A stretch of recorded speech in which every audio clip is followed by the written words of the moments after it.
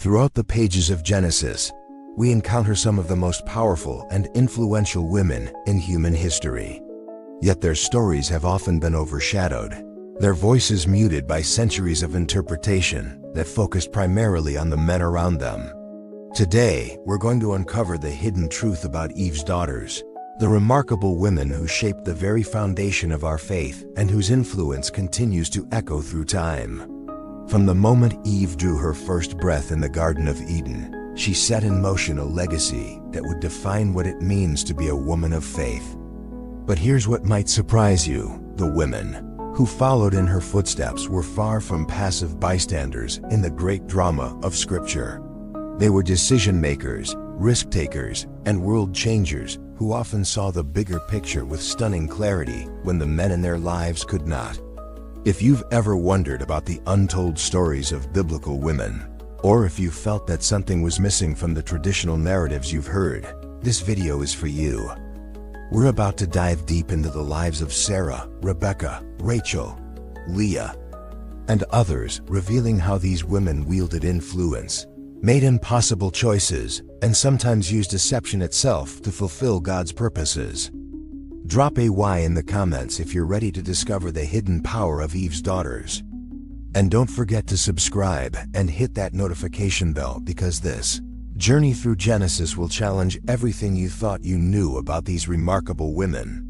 Let's begin. When God breathed life into Eve's nostrils, He wasn't just creating the first woman. He was establishing a pattern, a blueprint for feminine strength that would echo through every generation that followed. The Hebrew name Chava, which we know as Eve, means living one or source of life. And this meaning becomes profound when we realize that every woman who would follow carried within her this same divine spark. Genesis tells us that Eve was created from Adam's rib, but recent scholarship reveals something fascinating about this ancient Hebrew text. The word traditionally translated as rib is actually tsela, which more accurately means side. This isn't just a minor translation detail. It completely changes our understanding of Eve's creation. She wasn't formed from a small curved bone. She was fashioned from Adam's entire side, making her his equal partner, not his subordinate. This distinction matters because it sets the stage for understanding every woman who comes after Eve. These weren't women created to be silent or secondary. They were designed to be partners, influencers, and decision-makers. And when we look at their stories with fresh eyes, we see this truth played out in remarkable ways. Eve herself demonstrated this power of influence in the most pivotal moment of human history. Yes, she was deceived by the serpent, but notice what happened next. The text tells us that she gave also unto her husband who was with her, and he did eat. Adam was right there. He heard the conversation with the serpent. He watched the entire exchange unfold, yet he said nothing. When Eve offered him the fruit, he didn't hesitate, he didn't question, he didn't resist. The power of her influence was immediate and complete. This pattern of feminine influence, this ability to shape the course of history through decisive action, becomes a recurring theme throughout Genesis. But it's often hidden beneath surface readings that focus on the patriarchal structure of ancient society. When we dig deeper, we discover that these women were far more powerful than traditional interpretations have led us to believe. Consider this. In the ancient Near East, genealogies and family records almost always emphasize the male lineage. Yet when Jacob, the father of the 12 tribes of Israel, introduces himself to his future bride Rachel, he doesn't identify himself as Isaac's son. Instead, he says he is Rebekah's son. Think about that for a moment. In a culture that prioritized paternal ancestry, Jacob's maternal lineage was so significant that it eclipsed his father's name entirely. This tells us something profound about the hidden power of these women. Their influence was so undeniable, so foundational to the story of God's people, that even the androcentric interests of biblical narrative couldn't completely obscure it. But here's where the story gets even more intriguing. Many of these women faced a particular challenge that would test their faith in ways we can barely imagine: barrenness. Sarah, Rebekah, and Rachel, three of the four matriarchs, all struggled with infertility. In their culture, a woman's primary value was often measured by her ability to bear children, especially sons. Yet these women, despite facing what seemed like divine rejection, refused to accept defeat. Their stories of barrenness weren't just personal tragedies, they were divine setups. God was orchestrating something much larger than individual family dynamics. He was demonstrating that his promises don't depend on natural circumstances or human capability. Every time one of these women finally conceived, it was a miracle that pointed to God's sovereign choice and timing. Sarah waited until she was 90 years old to give birth to Isaac. 90. Can you imagine the decades of disappointment, the monthly reminders of her empty womb, the whispered conversations she must have overheard about Abraham needing an heir? Yet when God's time came, she didn't just conceive. She gave birth to the child of promise, the one through whom all nations would be blessed. Rebekah's story of barrenness lasted 20 years. 20 years of marriage to Isaac, 20 years of empty arms, 20 years of wondering if God had forgotten his promise. But when she finally conceived, she didn't just have one child. She had twins, and the struggle between Jacob and Esau began in her womb. The future of two nations was literally being shaped inside her body. Rachel's barrenness was perhaps the most heartbreaking, because she had to watch her sister Leah bear child after child while she remained empty. The rivalry between these sisters wasn't just about winning Jacob's love. It was about securing their place in the continuing story of God's people. When Rachel finally gave birth to Joseph, she was bringing into the world the one who would save his family from famine and preserve the lineage that would lead to the Messiah. But here's what's remarkable about these women. They did not just wait passively for God to act. They took initiative. They made decisions that changed the course of history. Sometimes these decisions were controversial, sometimes they involved deception, and sometimes they challenged the very men they were supposed to submit to. Yet time and again, their actions aligned with God's ultimate purposes. Take Sarah, for instance. When she realized she was too old to bear children, she didn't just accept her fate. She convinced Abraham to have a child with her servant Hagar. Now, this decision led to complications that we're still dealing with in the Middle East today, but it also demonstrates Sarah's refusal to let circumstances dictate her destiny. She took action, even when that action was imperfect. Rebekah's story is even more dramatic. When she overheard Isaac planning to give his blessing to Esau instead of Jacob, she didn't just stand by and let it happen. She devised an elaborate plan to deceive her husband and secure the blessing for Jacob. Some might call this manipulation, but Rebekah understood something that Isaac had forgotten. God had already declared that the older will serve the younger. She was simply ensuring that God's will was accomplished. Rachel's story involves a different kind of deception. When her father Laban was searching for his stolen household gods, Rachel hid them beneath her and claimed she couldn't rise because she was having her monthly period. This wasn't just about protecting stolen property. Those household gods represented inheritance rights and family authority. Rachel was making sure that when Jacob left Laban's household, he would truly be free from his father-in-law's control. These acts of deception might make us uncomfortable in our modern context, but they reveal something important about these women. They understood the bigger picture. They saw God's purposes with a clarity that sometimes eluded the men around them, and they were willing to take risks to ensure those purposes were fulfilled. But it wasn't just the matriarchs who demonstrated this pattern of influence and initiative. Throughout Genesis, we encounter women whose stories have been largely overlooked, yet who played crucial roles in shaping the narrative of God's people. There's Hagar, Sarah's Egyptian servant, who became the first person in Scripture to give God a name. When she was fleeing from Sarah's harsh treatment, God appeared to her in the wilderness and promised that her son Ishmael would become a great nation. Hagar responded by calling God El Roi, the God who sees me.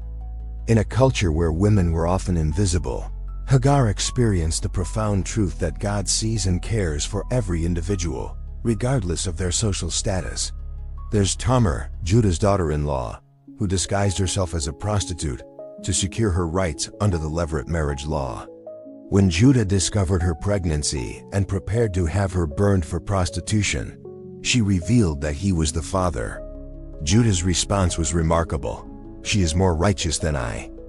Tamar's bold action not only secured her place in the lineage, but also led to the birth of Perez, who would be an ancestor of King David and ultimately of Jesus Christ. There's Dinah, Jacob's only daughter, whose story is one of the most troubling in Genesis. While the text doesn't give her a voice, her experience with Shechem led to dramatic consequences that affected entire communities. Some scholars debate whether she was raped or seduced, but what's clear is that her story illustrates the vulnerability of women in ancient society and the complex dynamics of family honor and revenge. Even the unnamed women in Genesis played significant roles. Lot's daughters, faced with what they believed was the end of the world after the destruction of Sodom and Gomorrah, took drastic action to preserve their family line.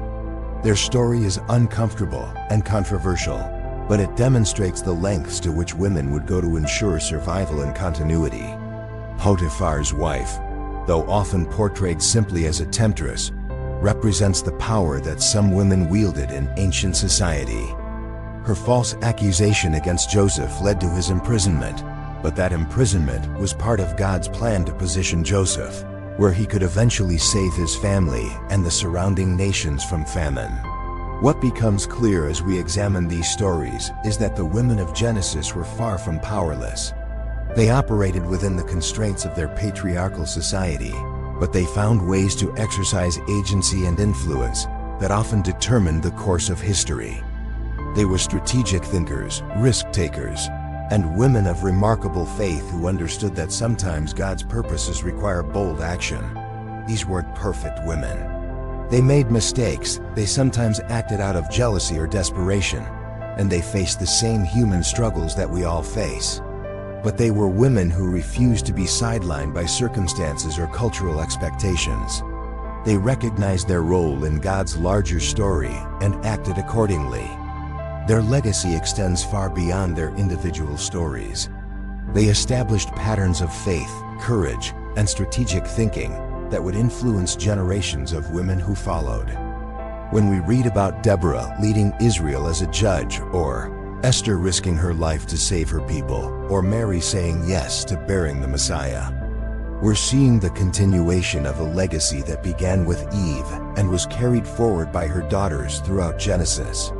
But perhaps most importantly, these women remind us that God's purposes often unfold through unexpected people in unexpected ways. The patriarchal structure of ancient society might have suggested that God would work primarily through men. But again and again, He chose to accomplish His will through the decisive actions of women who saw clearly what needed to be done and had the courage to do it. As we continue to explore their stories in greater detail, we'll discover how their influence shaped not just their immediate families, but the entire trajectory of redemptive history. We'll see how their choices, their faith, and their willingness to take risks for the sake of God's purposes established them as true daughters of Eve, carriers of that divine spark of life and influence that was breathed into the first woman in the Garden of Eden. The hidden women of Genesis weren't hidden because they were unimportant. They were hidden because their power was so profound, so foundational to the story of God's people, that later interpretations sometimes struggled to acknowledge the full extent of their influence. But when we read their stories with fresh eyes, we discover women who were anything but silent or passive. We discover Eve's daughters in all their complexity, courage, and remarkable faith. Their stories reveal a pattern that runs deeper than individual acts of courage or defiance. These women understood something that often escaped the men around them: the difference between God's immediate commands and His ultimate purposes. While their husbands frequently focused on the letter of divine instruction, these women grasped the spirit behind God's promises and were willing to act boldly to ensure those promises came to fruition. Consider the intricate web of relationships that define the matriarchal narratives. When Abraham was called to leave his homeland, Sarah didn't just follow passively. She made the choice to abandon everything familiar, to embrace a nomadic lifestyle, and to trust in promises that seemed impossible given her age and barrenness. This wasn't mere wifely submission. This was an act of revolutionary faith that required her to reimagine her entire understanding of what God could accomplish. The complexity of Sarah's character becomes even more apparent when we examine her relationship with Hagar. Modern readers often judge Sarah harshly for her treatment of her servant, but we must understand the cultural dynamics at play. In ancient Near Eastern society, a barren wife who provided her husband with children through a surrogate gained significant honor and security. Sarah's decision to give Hagar to Abraham wasn't just about producing an heir. It was about securing her own position in a world where childless women faced uncertain futures. But when Hagar conceived and began to despise her mistress, Sarah faced a crisis that went beyond personal jealousy. The stability of the entire household was at stake. Her harsh treatment of Hagar, while difficult for us to accept, was her way of re-establishing order and protecting her own vulnerable position. Yet even in this difficult situation, God's purposes were being served. Ishmael's birth led to his own divine promise, and the tension between the two women foreshadowed the complex relationship between their descendants that continues to this day. Rebekah's story reveals perhaps the most sophisticated understanding of divine purpose among all the matriarchs. When she was pregnant with twins, God revealed to her that the older will serve the younger, a prophecy that completely overturned the expected social order. Isaac, however, seemed to forget or ignore this divine declaration, favoring Esau and planning to give him the blessing of the firstborn. Rebekah's deception of her husband wasn't motivated by favoritism alone. She understood that God's purposes were at stake. The blessing Isaac was about to give couldn't be taken back once spoken. If Esau received it, the divine plan would be thwarted, at least in human terms. So Rebekah acted. She orchestrated an elaborate scheme involving goatskin, savory food, and carefully chosen clothing to ensure that Jacob received the blessing that God had already designated for him. Was her deception morally questionable by our standards? Perhaps, but Rebekah operated within a worldview that prioritized divine purpose over human convention. She saw herself not as a manipulative wife, but as an agent of God's will, ensuring that his promises would be fulfilled regardless of human short-sightedness or favoritism. The rivalry between Rachel and Leah introduces us to one of the most complex family dynamics in all of Scripture. These sisters, both married to the same man, found themselves in constant competition, not just for Jacob's affection, but for their place in the unfolding story of God's people. Their rivalry wasn't petty jealousy. It was a struggle over legacy, inheritance, and divine favor. Leah, the unloved wife, found her worth in her fertility. Each son she bore was a declaration of her value, a proof that God had seen her affliction and blessed her accordingly. Her naming of her children reveals a woman desperately seeking love and recognition. Reuben meant see, a son, expressing her hope that Jacob would finally love her. Simeon meant heard, acknowledging that God had heard her cry for affection.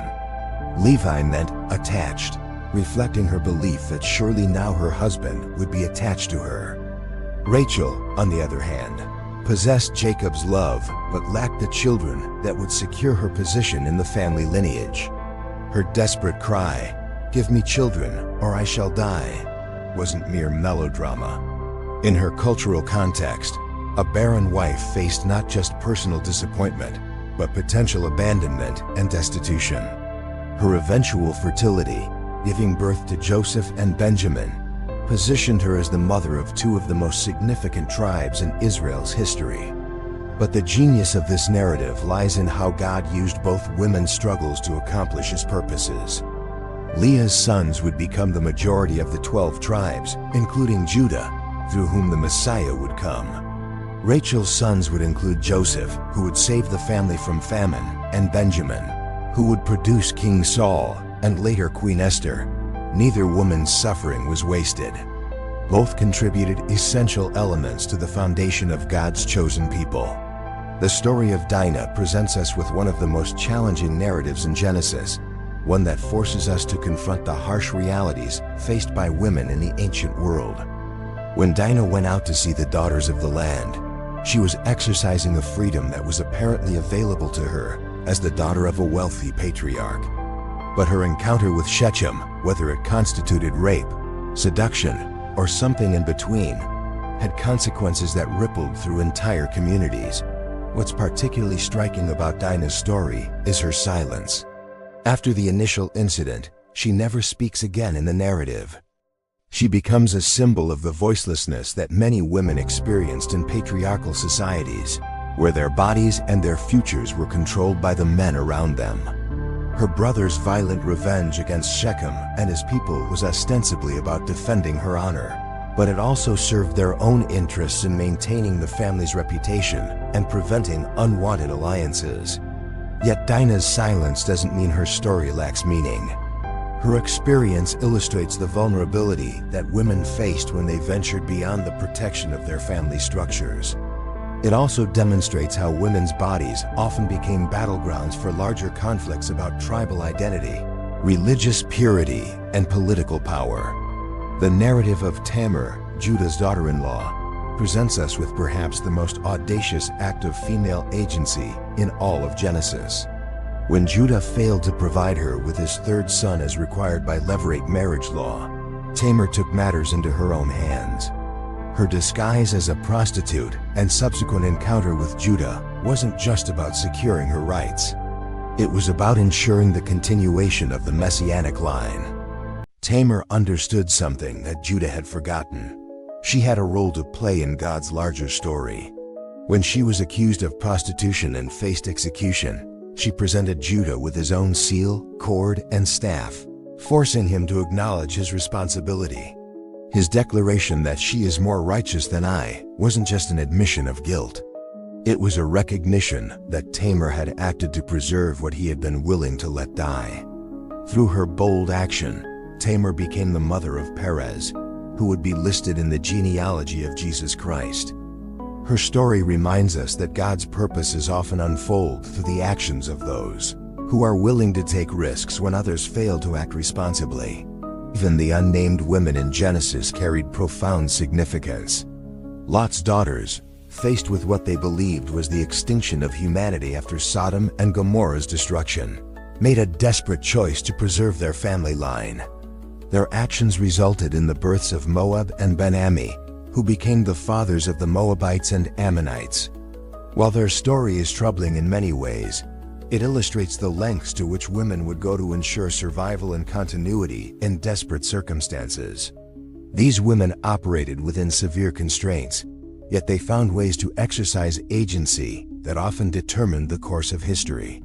They couldn't inherit land, they couldn't divorce their husbands, they couldn't speak in legal proceedings, yet they influenced the most important decisions and shaped the destiny of nations through their choices. Their methods weren't always what we might consider morally ideal, but they worked within the systems available to them to accomplish purposes that aligned with God's ultimate plans. They used their sexuality, their intelligence, their understanding of cultural customs, and their willingness to take risks as tools for shaping history. What emerges from these stories is a picture of women who refuse to be defined solely by their limitations. They recognize their power to influence, to choose, and to act in ways that mattered. They understood that being a daughter of Eve meant carrying within themselves that same spark of life and influence that had changed the course of human history in the Garden of Eden. Their legacy extends far beyond their individual accomplishments. They established patterns of faith, courage, and strategic thinking that would influence countless generations of women who followed. When we read about the women of the Exodus, the Judges period, the monarchy, and ultimately the New Testament, we see the continuation of themes that were first established by these remarkable women in Genesis. But perhaps most significantly, these women remind us that God's story has always included and depended upon the full participation of both men and women. While the patriarchal structure of ancient society might suggest otherwise, the actual narratives reveal women who were indispensable to the unfolding of redemptive history. They were the ones who often saw most clearly what needed to be done. They were the ones who acted when action was required. They were the ones who preserved and protected the promises of God when others were willing to let them slip away. They were, in every sense, true daughters of Eve, carrying forward that legacy of influence and life that began in the garden and continues to this day. As we delve deeper into their individual stories, we will discover how each woman's unique circumstances and choices contributed to the larger tapestry of God's redemptive plan. We'll see how their faith was tested, how their courage was demonstrated, and how their influence shaped not just their immediate families, but the entire trajectory of human history. Their stories challenge us to reconsider what we think we know about power, influence, and divine purpose. These weren't women who accepted their circumstances passively. They were strategists who understood that sometimes God's will requires human cooperation, even when that cooperation comes through unconventional means. The depth of their spiritual insight often surpassed that of their male counterparts. While Abraham hesitated when God called him to sacrifice Isaac, it was Sarah who had already demonstrated her willingness to sacrifice her own desires for God's purposes. While Isaac was deceived by his own favoritism, Rebekah maintained clarity about God's declared intentions. While Jacob struggled with his identity and calling, his wives were actively building the foundation of the 12 tribes through their choices and their children. But here's what makes their stories even more remarkable. They understood the power of timing. Sarah knew when to act regarding Hagar and when to wait for God's promise. Rebekah recognized the crucial moment when Isaac's blessing hung in the balance. Rachel understood when to speak and when to remain silent. These women possessed an intuitive understanding of divine timing that enabled them to act decisively at pivotal moments. Consider how differently their stories might have unfolded if they had chosen passivity over action. If Sarah had simply accepted her barrenness without exploring alternatives, would Abraham's lineage have continued? If Rebekah had remained silent while Isaac prepared to bless the wrong son, would God's purposes have been fulfilled through human means? If Rachel had not taken bold action to secure her family's independence from Laban, would Jacob's household have remained trapped in servitude? These questions aren't merely hypothetical. They reveal the essential role these women played in the unfolding drama of redemption. Their choices mattered. Their actions had consequences that echoed through generations. Their willingness to take risks ensured that God's promises would be fulfilled even when human weakness threatened to derail divine plans. The pattern of their influence extends beyond individual acts of courage to encompass a sophisticated understanding of family dynamics, cultural expectations, and spiritual purposes. They navigated complex relationships with wisdom that often exceeded their years and circumstances. They managed households, negotiated with servants, influenced their husbands' decisions, and shaped their children's destinies through careful planning and decisive action. Take the way these women handled their children's futures. Sarah's protection of Isaac's inheritance rights ensured that God's covenant promises would continue through the designated lineage. Rebekah's favoritism toward Jacob, while causing family tension, aligned with God's revealed will about which son would carry the covenant forward. Rachel's influence over Joseph shaped him into the leader who would eventually save his entire family from famine. Their maternal instincts weren't just about nurturing. They were about legacy, about ensuring that their children would fulfill their divine destinies. These women understood that motherhood in their context meant more than bearing and raising children. It meant stewarding the future of God's people through the choices they made and the values they instilled. The complexity of their relationships with each other adds another layer to their stories. The tension between Sarah and Hagar reflected deeper issues about social status, security, and divine favor. The rivalry between Rachel and Leah encompassed themes of love, fertility, and family dynamics that continue to resonate with modern audiences. Even when these women were in conflict with each other, their struggles served larger purposes in God's unfolding plan. But perhaps most significantly, these women demonstrated a form of faith that was both practical and profound. They believed in God's promises, but they also understood that faith required action. They trusted in divine providence while simultaneously taking responsibility for their own circumstances. They combined spiritual insight with strategic thinking in ways that enabled them to navigate impossible situations and achieve remarkable outcomes. Their faith wasn't the passive, submissive spirituality that some interpretations have suggested. It was active, engaged, and sometimes rebellious against human authority when that authority conflicted with divine purpose. They questioned, they challenged, they acted, and they trusted that God would honor their sincere efforts to align themselves with His will. The way they handled adversity reveals another dimension of their character. When faced with barrenness, betrayal, or dangerous circumstances, they didn't retreat into despair or resignation. They found creative solutions, formed alliances, and discovered ways to turn their disadvantages into opportunities. Their resilience in the face of seemingly impossible odds speaks to a strength that went beyond mere human determination. Sarah's laughter when told she would bear a child at 90 wasn't just disbelief. It was a complex response that encompassed doubt, hope, and ultimately faith. When Isaac was born, that laughter was transformed into joy that acknowledged God's power to accomplish the impossible. Her journey from doubt to faith mirrors the experience of many who struggle to believe in God's promises when circumstances suggest otherwise. Rebekah's willingness to leave her family and travel to a foreign land to marry a man she had never met required extraordinary courage and faith. Her immediate agreement to go with Abraham's servant demonstrated a trust in divine guidance that surpassed natural caution. When she later acted to secure Jacob's blessing, she was drawing on that same faith that had brought her to Isaac in the first place. The rivalry between Rachel and Leah reveals how personal struggles can serve larger spiritual purposes. Their competition for Jacob's affection and their desire for children created the very dynamics that would result in the 12 tribes of Israel. What appeared to be destructive jealousy was actually part of God's plan to build a nation from Jacob's family. Their pain served a purpose they couldn't fully understand at the time.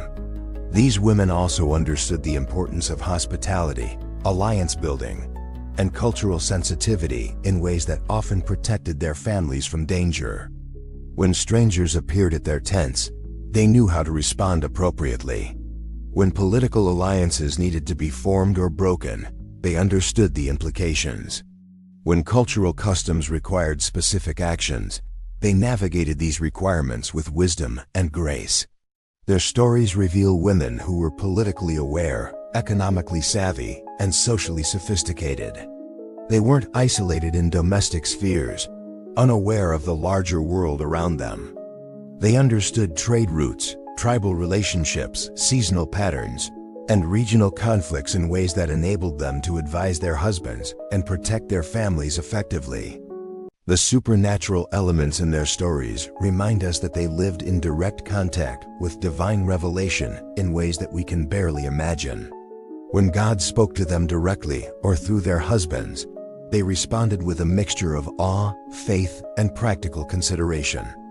They took divine promises seriously while also understanding their responsibility to cooperate with God's plans through their own actions. Their prayers, though not always recorded in detail, shaped the course of events in profound ways.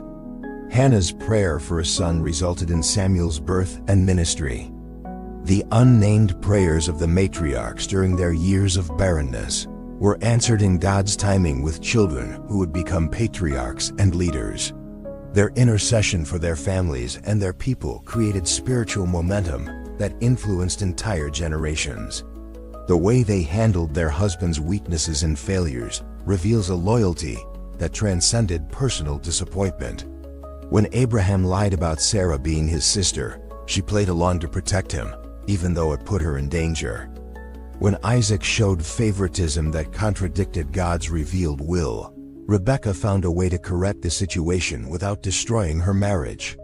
When Jacob struggled with his identity and calling, his wives supported him while also pursuing their own understanding of God's purposes.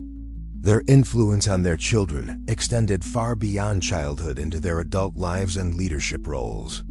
The values they instilled, the stories they told, and the faith they demonstrated shaped the character of the men who would become the fathers of the 12 tribes. Their spiritual legacy was passed down through generations of descendants, who would carry their DNA and their faith into the future. The economic dimensions of their stories reveal women who understood property rights, inheritance laws, and financial planning in sophisticated ways. They knew how to manage households, negotiate with servants, and protect their family's assets. Their decisions about dowries, inheritances, and property transfers had long-term consequences that affected multiple generations. Their understanding of ritual and religious practice positioned them as spiritual leaders within their families and communities. They participated in sacrifices, maintained household shrines, and preserved religious traditions that would eventually develop into the formal worship practices of Israel. Their spiritual influence shaped not just their immediate families, but the religious consciousness of an entire nation. The international dimensions of their stories remind us that they lived at the crossroads of ancient civilizations. Their families' movements between Mesopotamia, Canaan, and Egypt placed them in contact with diverse cultures, religions, and political systems. Their ability to adapt to different environments while maintaining their distinct identity and faith demonstrated a flexibility and strength that would characterize their descendants throughout history. Their stories also reveal the complex relationship between divine sovereignty and human responsibility. While God's promises were certain, their fulfillment often depended on human cooperation and faith. These women understood their role in God's larger story and acted accordingly, even when the full implications of their choices weren't immediately clear. The way they dealt with conflict, both within their families and with outsiders, shows a sophistication that went beyond mere survival instincts. They understood when to fight and when to negotiate, when to stand firm and when to compromise, when to speak and when to remain silent. Their diplomatic skills often prevented or resolved conflicts that could have destroyed their families or communities. Their legacy extends far beyond the specific events recorded in Genesis. They established patterns of faith, courage, and wisdom that would influence countless generations of women who followed. When we read about Miriam leading the Israelites in worship, Deborah judging Israel, Esther saving her people, or Mary accepting her role as the mother of the Messiah, we see the continuation of themes that were first established by these remarkable women in the earliest pages of Scripture. But perhaps most importantly, their stories remind us that God has always worked through the full participation of both men and women in accomplishing His purposes. While the ancient world was structured around patriarchal authority, the actual narratives reveal that women's influence was indispensable to the unfolding of redemptive history. Their voices, choices, and actions shaped the destiny of nations and the trajectory of divine revelation. As we prepare to examine their individual stories in even greater detail, we must remember that these weren't perfect women living in an ideal world. They faced the same struggles, temptations, and limitations that women face today. They made mistakes, experienced failures, and sometimes acted from mixed motives. But they were women who recognized their calling to participate in God's larger story and who responded with faith, courage, and determination that continues to inspire us today. Their examples challenge modern women to consider their own roles in God's continuing story. Like their ancient predecessors, we face circumstances that require faith, decisions that demand courage, and opportunities that call for action.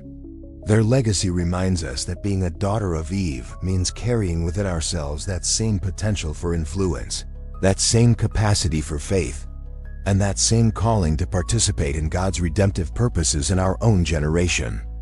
The threads of their stories weave together to form a tapestry that reveals something extraordinary about God's design for humanity. These weren't isolated incidents of female courage scattered randomly throughout history. They represent a deliberate pattern, a divine strategy that recognized the unique gifts and perspectives that women bring to the unfolding drama of redemption. As we step back and examine the full scope of their influence, we begin to understand why their stories were preserved with such care.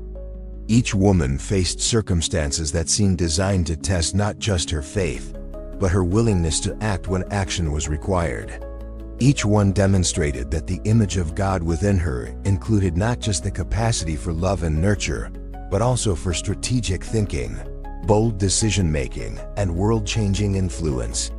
Their legacy extends into our own time in ways that are both obvious and subtle. Every woman who has ever felt called to step beyond conventional expectations, every mother who has fought for her children's future, every wife who has seen clearly when others were confused, every daughter who has refused to accept limitations placed on her potential, carries within her the DNA of these remarkable ancestors. But their influence isn't limited to women alone. The men in their lives, the children they raised, and the communities they shaped all bore the mark of their wisdom and strength. The very foundations of civilization were strengthened by their contributions, even when those contributions weren't fully recognized or credited at the time. As we conclude this journey through the hidden stories of Genesis, we are left with a profound truth. The daughters of Eve were never meant to be silent or secondary. They were created to be partners in the greatest story ever told, co-creators with God in building a future filled with hope, purpose, and divine possibility. Their voices still echo today, calling us to recognize our own potential for influence, our own capacity for faith, and our own responsibility to participate boldly in God's continuing work in the world. The legacy of Eve's daughters isn't just ancient history. It is a living invitation to every woman today to embrace her calling as a daughter of the Most High God. What will your chapter in this continuing story look like? How will you honor the legacy of these remarkable women who paved the way for everything that followed? The choice, like theirs, is yours to make. If this journey through Genesis has stirred something in your heart, let us know in the comments below. Share your thoughts, your questions, and your own stories of how these ancient women continue to inspire your faith today. And don't forget to subscribe for more deep dives into the hidden treasures of Scripture that reveal God's heart for every generation. Until next time, may you walk in the strength and wisdom of your spiritual mothers who went before you.